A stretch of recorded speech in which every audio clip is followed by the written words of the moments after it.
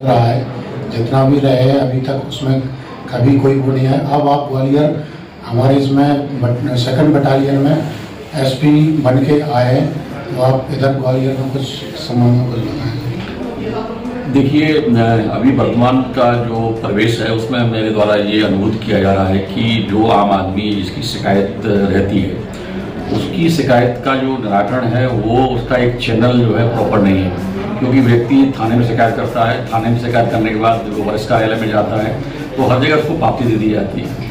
तो मेरा मानना है कि चूँकि मैं जहाँ पदस्थ रहा, मैं करीबन 3 से 4-5 जगहों में एसपी रहा, तो मेरा मानना है कि हमारे जो थाना प्रभारी का जो स्तर है उसमें कोई भी शिकायतकर्ता थाने पर आता है तो उसकी नैतिक जिम्मेदारी ये होना चाहिए कि वो आवेदन लेगा और आवेदन के समय उसी समय उसका स्टेटमेंट रिकॉर्ड करेगा।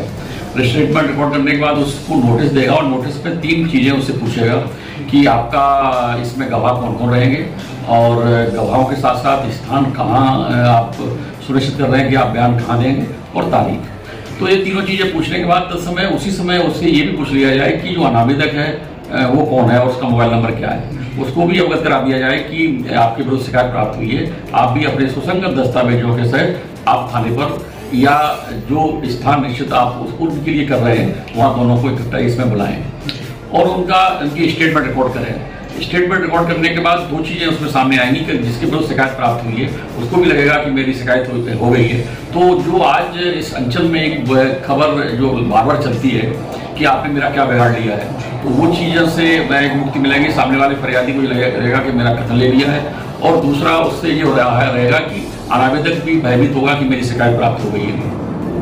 इसके बाद संबंध बीट वाले को शिकायत की जांच दी जाए और उसका समय सीमा है वो 7 दिन किया जाए। 7 दिन के बाद स्वतः वो आवेदन में प्रपत्र के जो है थाना प्रभारी पे जाए। थाना प्रभारी संबंधित आवेदक से मोबाइल से पूछेगा कि आपकी शिकायत की जांच हुई, आप संतुष्ट हैं कि नहीं। अगर आवेदक कहता है कि मैं संतुष्ट हूँ तो तब समय उसको फाइल कर लिया जाए। अगर आवेदक कहता है कि मैं संतुष्ट नहीं हूँ तो थाना प्रभारी उन्हें जाँच करें और जांच करने के बाद 7 दिन के भीतर वो प्रतिवेदन एसडीओपी के पास हुई है। एसडीओपी की नैतिक जिम्मेदारी ये बनती है कि वो तत्काल उस समय उनसे चर्चा करें कि आपकी जांच टीआई ने की है, आप संतुष्ट हैं क्या। आवेदक कहता है कि मैं संतुष्ट हूँ तो फाइल कर दिया जाए। अगर आवेदक कहता है कि साहब मैं संतुष्ट नहीं हूँ तो एसडीओपी उनका परीक्षण करे। परीक्षण करने के बाद प्रतिवेदन वो एडिशनल एसपी को भेजेगा। एडिशनल एसपी उन्हें पूछेगा कि आपकी जांच जो एसडीओपी ने की है कि आप संतुष्ट हैं। वो कहता है संतुष्ट है तो फाइल कर दिया जाए। अगर वो कहते हैं संतुष्ट नहीं है तो एसएसपी जिला लेवल की जो कमेटी है उसकी समीक्षा में रखें। तो मेरा मानना है इससे जो शिकायतों का प्रतिशत है वो डिस्ट्रिक्ट लेवल पे मात्र जो है 5 से 8% जाएगा, बाकी 92% शिकायतों का निकाल नीचे लेवल पे हो जाएगा। और अभी हो क्या रहा है कि शिकायतें टोटल पूरा ऊपर जा रही हैं, ऊपर तो नीचे आ रही हैं। इससे क्या हो रहा है कि अनावेदक जो है अनावश्यक परेशान होता है, इससे अपराध बढ़ रहा है। और ये अभियान जो मैंने जहाँ मैं पदस्थ रहा हूँ ये मैंने चलाया है, तो ये अभियान का नाम मैंने जो है पुलिस पंचायत की अवधारणा के तहत ऑपरेशन विश्वास के अंतर्गत हमने इसका प्रयोग किया है और हमारे यहाँ जो अपराधों का गिरावट करीबन जो है 15 से 20% अपराधों में गिरावट आई।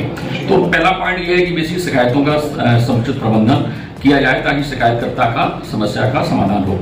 दूसरा जो अभी वर्तमान प्रवेश हम देख रहे हैं, वर्तमान प्रवेश में क्या है कि जो जमीन संबंधी विवाद है, जमीन संबंधी विवादों में क्या हो रहा है कि थाना प्रभारी को जब आवेदन प्राप्त होता है उसमें जमीन संबंधी विवाद का जिक्र होता है लेकिन समाधान उसके पास नहीं है। और वो आवेदन जब जिला कलेक्ट्रेट कार्यालय में देता है तो वहाँ ये आवेदन में ये मेंशन करता है कि अनावेदक के द्वारा मुझे जान से मारने की धमकी दी।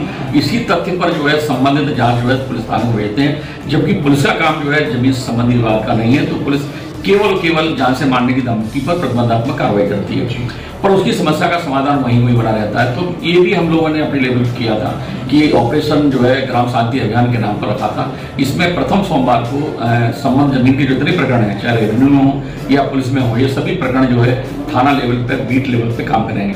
पहले सोमवार पे जो है पटवारी, बीट प्रभारी, अगर फॉरेस्ट का अगर इशू है तो फॉरेस्ट का बीट गार्ड, ये तीनों उसका समाधान करेंगे।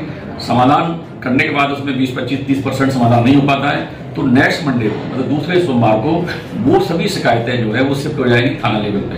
वहाँ उस मीटिंग में थाना प्रभारी बैठेंगे। अगर रेवेन्यू का है प्रकरण है तो उसमें तहसीलदार और फॉरेस्ट का है तो उसमें रेंजर बैठेंगे। वो समाधान करीबन 20-25% का वहाँ भी अगर नहीं हो पाता है तो तीसरे सोमवार को वो चला जाएगा आपका तहसील स्तर पर, उसमें वहाँ SDM, SDOP, अगर फॉरेस्ट का है तो SDO फॉरेस्ट। इसके बाद वहाँ समाधान नहीं हो पाता है तो जिले लेवल पर मात्र 10% शिकायतें जाती हैं, जिन पर कलेक्टर और एसपी उनकी समीक्षा कर सकते हैं, जिससे जमीनों पर उलझे हुए प्रकरणों का समाधान किया जा सकता है, जिससे भी कम से कम 20 से 25% अपराधों में गिरावट आ सकती है। तीसरी जो अभी ज्वलंत समस्या जो हम लोग देख रहे हैं वो हमारे बच्चों के साथ हो रही है। बच्चों के साथ में समस्या ये है कि जो नई जनरेशन है वो दो चीज़ों से प्रभावित हो रही है। पहली प्रभावित करने वाली चीज़ है वो साइबर अपराध है। साइबर अपराध ये है कि प्रत्येक बच्चे के पास एंड्रॉयड मोबाइल है, तो एंड्रॉयड मोबाइल में कोई भी चीज़ उसने सेव की और फोटो भले डिलीट कर दे, अगर नेट पे कोई चीज़ चला गया तो वो कभी डिलीट नहीं होती है। तो आज हमारे जो बच्चे हैं वो ऐसी फिल्मों को देख रहे हैं जो उनके नैतिकता पर प्रभाव पड़ ही रहा है, पर शरीर पर प्रभाव पड़ रहा है। तो मेरा मानना है कि हमारे जो बच्चे हैं उनको हम अवेयर करें और उनको ये बताएं कि ये चीज़ जो आप देख रहे हैं वो अभी आपके लिए अनुकूलता नहीं है, समय आपके लिए अनुकूल नहीं है, आपकी उम्र कम है, ऐसी चीज़ों को नहीं देखना चाहिए जो आपके शरीर पर प्रतिकूल प्रभाव पड़े। अभी मेरा मानना है कि बच्चे एकांकीपन में जा रहे हैं और वो अपने बंद कमरे में वो इस प्रकार की मोबाइलों पर जो भी अपलोडेड फिल्में हैं वो देख रहे हैं, जिससे